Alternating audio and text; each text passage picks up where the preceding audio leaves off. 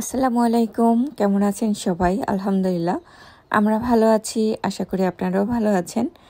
আমার পেজে নতুন আরেকটি ব্লগ দেখার জন্য আপনাদেরকে ওয়েলকাম করছি। আমি জান্নাত, জাপান থেকে। আজকে আমার শরীরটা প্রচণ্ড খারাপ ছিল, আর এই খারাপ অবস্থায় ঠিক 12:30টায় আমি রান্নাঘরে আসছি। আর তার জন্য এমন আহামরি কিছুই রান্না করব না, এই যে ইলিশ মাছ দিয়ে একটু লতি রান্না করব। আর এই যে মশলাটা কষিয়ে আমি ইলিশ মাছটা দিয়ে দিয়েছি, আর ইলিশ মাছটা খুব ভালো করে কষানো হয়ে গেলে আমি একটু পানি দিয়ে লতিটা দিয়ে দেব। এখন ইলিশ মাছটা কষাতে দিয়েছে, হালকা একটু পানি দিয়ে ইলিশ মাছটা কষাতে দিয়েছি। তারপরে এই তো আমাদের ফ্রোজেন লতি ছিল, আর আমি সবটুকু লতি নিয়ে এসেছি।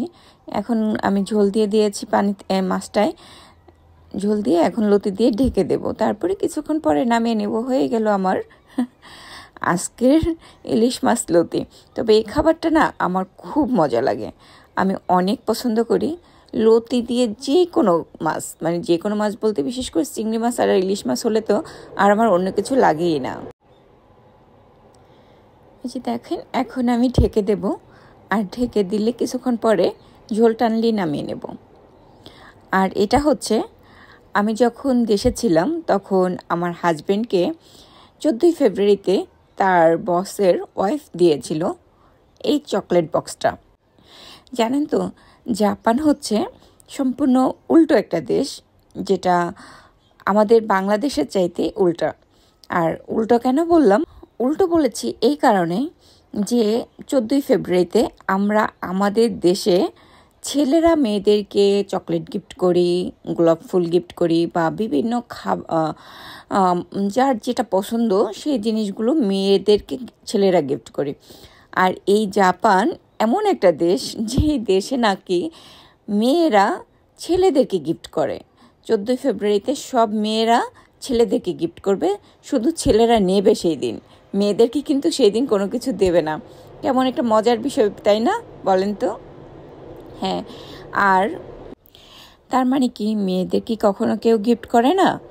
করে তো, মেয়েদেরকেও গিফট করে। আর মেয়েদেরও গিফট পাওয়ার একটা বিশেষ দিন আছে, সেটা হচ্ছে 14ই মার্চ। ঠিক 14ই ফেব্রুয়ারির 30 দিন পরে 14ই মার্চ, সেটা হলো জাপানের হোয়াইট ডে। আর ওই হোয়াইট ডেতে সব জাপানিজ মেয়েদেরকে সবাই ফুল, গোলাপ, চকলেট, বিভিন্ন কিছু ছেলেরা মেয়েদেরকে গিফট করে। কি মজার বিষয়, তাই না? জাপানের এই অদ্ভুত নিয়মকানুনগুলো শুনলে একটু অবাকই লাগে।